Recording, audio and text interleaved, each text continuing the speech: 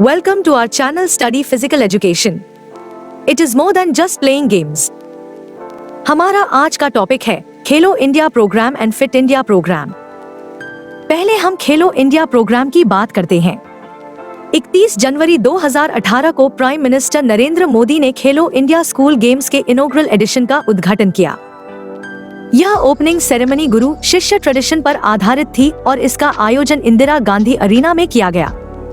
सितंबर 2018 में Indian Olympic association के programme से जुड़ने के बाद 2019 से खेलो इंडिया स्कूल गेम्स का नाम बदलकर खेलो इंडिया यूथ गेम्स कर दिया गया। इस इवेंट का second edition Shri Shiv Chhatrapati sports complex, Balewadi, Pune में शुरू हुआ। इसका उद्घाटन स्पोर्ट्स मिनिस्टर राज्यवर्धन सिंह राठौड़ और महाराष्ट्र के चीफ मिनिस्टर देवेंद्र फडणवीस द्वारा किया गया। इसके बाद 27 फरवरी 2019 को प्राइम मिनिस्टर नरेंद्र मोदी ने यूथ इंडियन पार्लियामेंट के दौरान विज्ञान भवन, न्यू दिल्ली में खेलो इंडिया ऐप लॉन्च किया। इस ऐप का मेन ऑब्जेक्टिव था स्पोर्ट्स और फिटनेस को प्रमोट करना और यूथ को एक्टिव लाइफस्टाइल की ओर मोटिवेट करना। खेलो इंडिया गेम्स। खेलो इंडिया के तहत रेगुलर नेशनल लेवल कॉम्पिटिशन्स कराए जाते हैं, जैसे खेलो इंडिया यूथ गेम्स और खेलो इंडिया यूनिवर्सिटी गेम्स। इन गेम्स में एथलीट्स को नेशनल एक्सपोजर, टॉप कोचेस के साथ ट्रेनिंग और हाई क्वालिटी कंपटीशन मिलता है, जो फ्यूचर चैंपियंस बनाने में मदद करता है। Khelo India games 2018 sports venues. Inaugural 2018 games Delhi में हुए, जिसमें स्टूडेंट्स ने 16 स्पोर्ट्स में पार्टिसिपेट किया और कुल 209 गोल्ड मेडल्स के लिए कंपटीशन हुआ।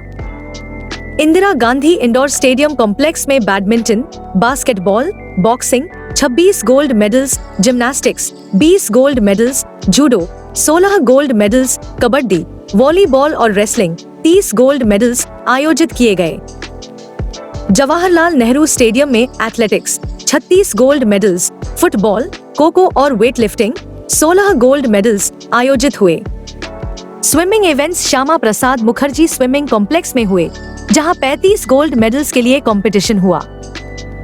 Hockey matches Dhyanchand national stadium में खेले गए। शूटिंग इवेंट्स डॉक्टर करनी सिंह शूटिंग रेंज में आयोजित किए गए। डिफरेंट वेन्यूज, मल्टीपल स्पोर्ट्स और लार्ज नंबर ऑफ मेडल्स, यह सब दिखाता है कि खेलो इंडिया का विजन कितना वाइड और इम्पैक्टफुल है। अब हम समझते हैं सिलेक्शन क्राइटेरिया को, यानी खेलो इंडिया स्कूल यूथ गेम्स में एथलीट्स का सिलेक्शन कैसे किया जाता है। सबसे पहले एलिजिबिलिटी की बात करें तो सिर्फ सिलेक्टेड स्कूल स्टूडेंट्स जिनकी एज 17 ईयर्स से कम होती है, वही कंपटीशन में पार्टिसिपेट कर सकते हैं। यानी एज वेरिफिकेशन यहाँ बहुत इम्पोर्टेंट होती है। इंडिविजुअल स्पोर्ट्स के लिए सिलेक्शन। इंडिविजुअल इवेंट्स में एथलीट्स का सिलेक्शन इस तरह से किया जाता है। टॉप 8 स्पोर्ट्स पर्सन्स को school games federation of India (SGFI) की नेशनल स्कूल गेम्स से सिलेक्ट किया जाता है। 4 नॉमिनेशन संबंधित स्पोर्ट्स फेडरेशन द्वारा की जाती है। एक nomination central board of secondary education (CBSE) की तरफ से होती है। एक प्लेयर होस्ट स्टेट से सिलेक्ट किया जाता है और 2 wild card entries individual events के लिए रखी जाती हैं। इस सिस्टम का उद्देश्य यह है कि बेस्ट परफॉर्मर्स के साथ साथ पोटेंशियल टैलेंट को भी मौका मिल सके। टीम स्पोर्ट्स के लिए सिलेक्शन।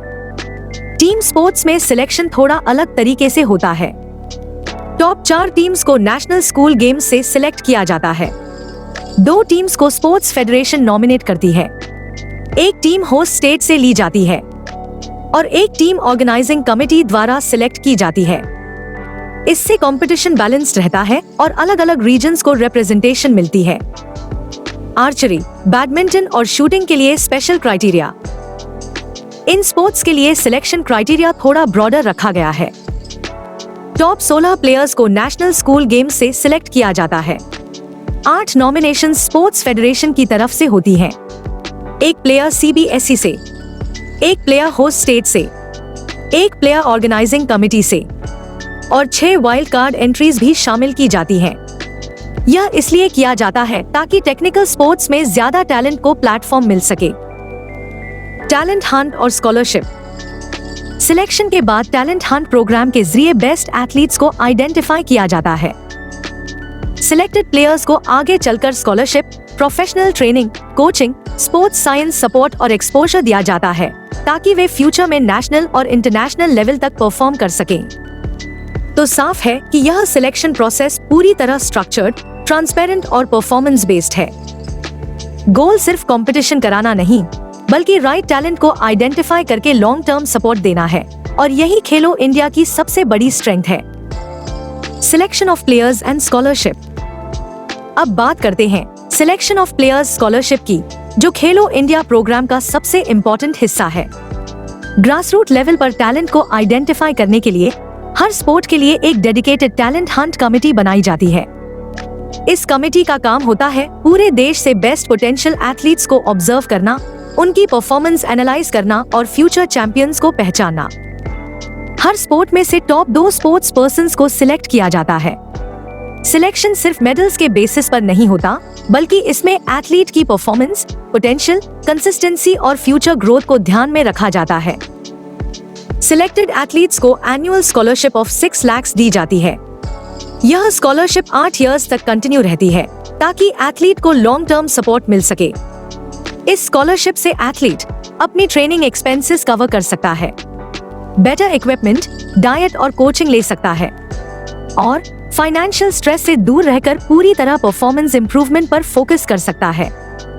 अगर आपको यह वीडियो पसंद आ रहा हो तो लाइक करें और इस वीडियो को शेयर करें, ताकि और लोगों की हेल्प हो सके।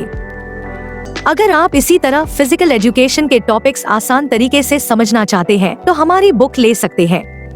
लिंक नीचे डिस्क्रिप्शन बॉक्स में दिया है। और इस चैनल को सब्सक्राइब करें, ताकि हमारी आगे आने वाली वीडियोस आपसे मिस ना हो। मिलते हैं अगले वीडियो में एक नए टॉपिक के साथ।